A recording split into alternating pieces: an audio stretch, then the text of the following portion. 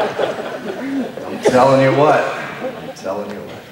Oh, it's good to be here. It's good to laugh. I love to laugh. I love to make other people laugh. But I think especially because of my vocation. I am a licensed counselor.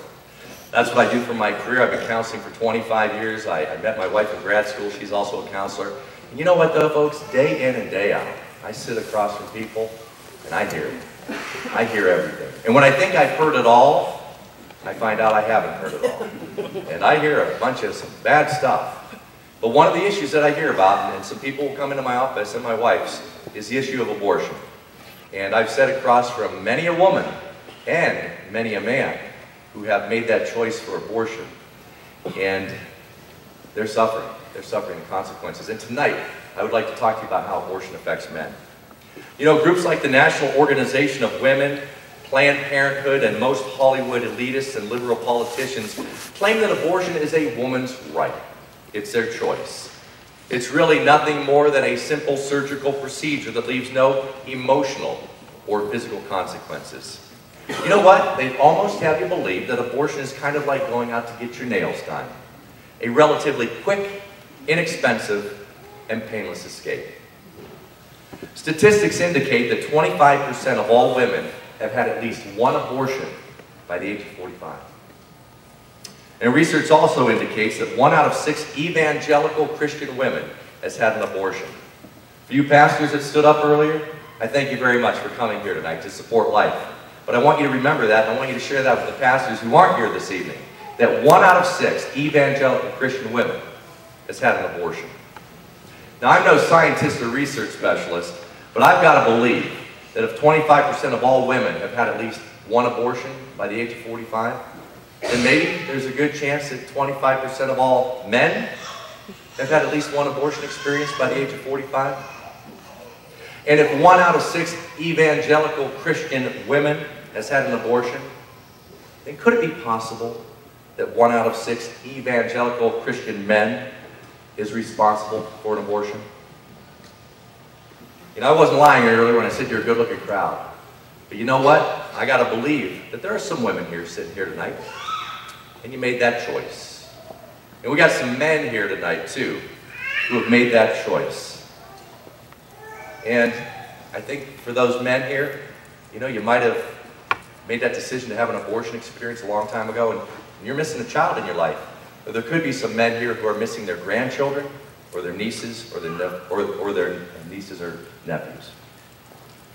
When the issue of abortion is spoken about, debated, or covered by the media, the conversation is nearly always centered around 2 people: the women and the baby. But I ask you this evening to consider, what about the fathers?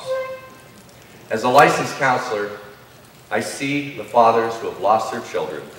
I work with these men and I help them toward healing and moving forward in a positive direction. I remember about 3 years ago, I got an emergency phone call after dinner from a young African-American male, probably about 22, 23 years old.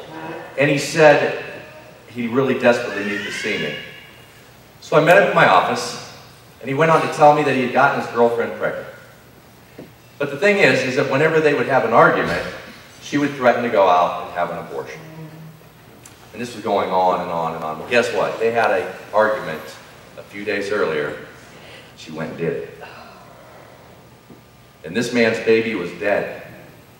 And the accompanying pain and confusion he was experiencing from the loss of his child was leading to unique and traumatic feelings that were all ready to overwhelm him.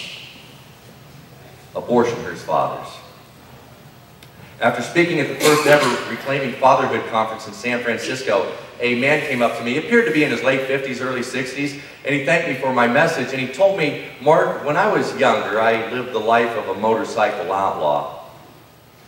And due to my many sexual conquests, I was responsible for 6 abortions." And then he took a big, deep sigh, and a tear came to his eye, and he said, "You know, Mark, I never did get to have my own children." Abortion hurts the fathers. Some call it post-abortion trauma. Some call it post-abortion syndrome. I like to call it post-abortion grief. And this is my definition for post-abortion grief: one's inability to process their anxiety, shame, and sadness after their abortion. One's inability to grieve the loss of their baby.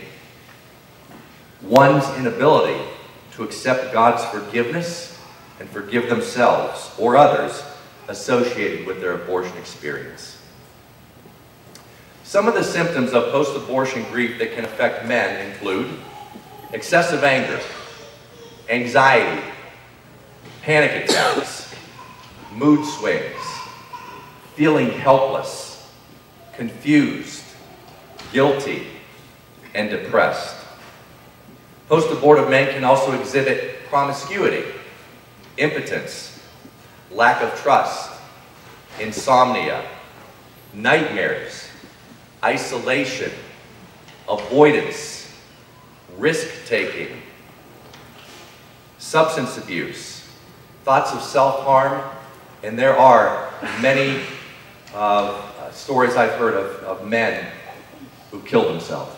They've committed suicide because their wife or girlfriend had an abortion. Through our counseling practice, I've been blessed to help many men through their post-abortion grief and help them find healing and forgiveness and move forward to a brighter future. I've sat across from these men and I've seen the pain in their eyes.